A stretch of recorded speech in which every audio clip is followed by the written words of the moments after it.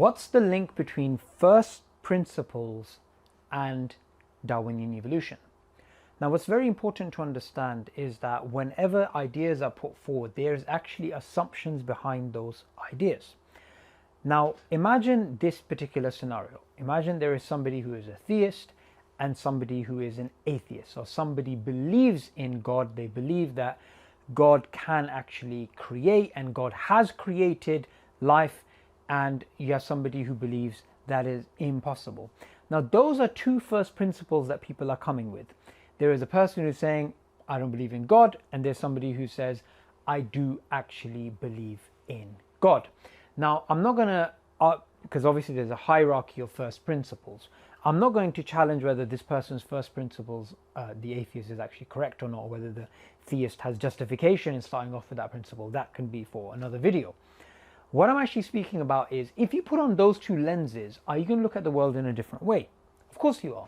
So from a theistic point of view, you're going to look at biological life in a completely different way to somebody who looks at the world from a purely materialistic or naturalistic point of view. Now, from a naturalistic point of view, you are going to basically say, look, everything can be explained via physical processes or physical things. That's it. We can actually use those tools.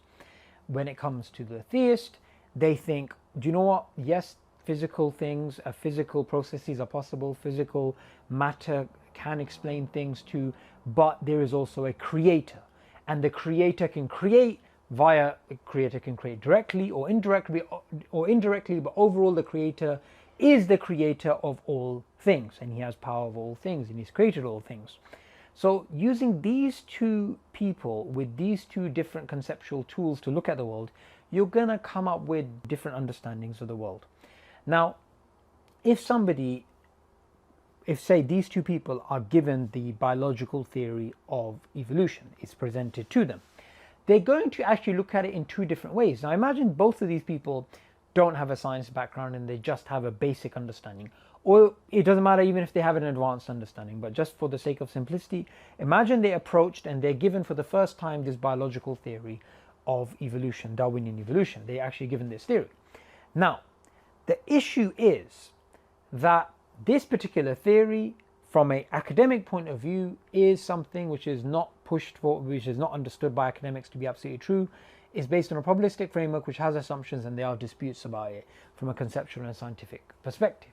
However, when this is presented to two people, the person who is a theist is going to be more likely to accept it as a scientific theory at its face value, as it basically is understood academically. He is most likely, if he is to go that far, some theists will just completely reject it and say it's not even science.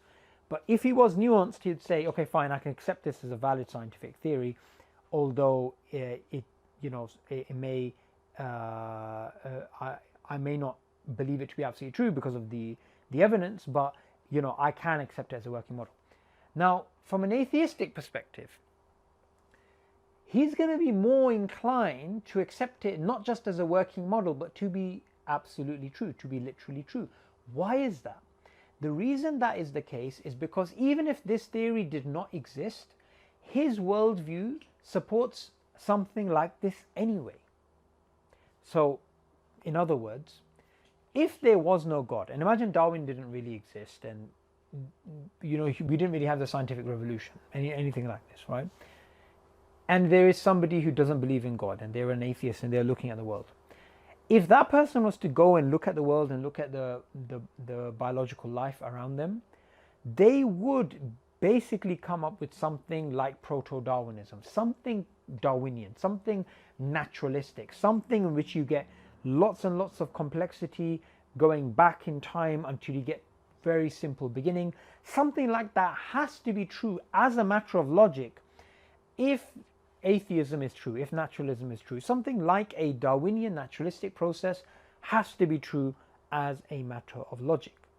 So hence why, when you have an atheist and a theist and they are presented with the evidence of a valid scientific theory, one is more likely to just accept it as what it is, and the other is more likely to go beyond the evidence and say it's literally true, because even if that theory did not exist, their worldview actually supports something like that theory.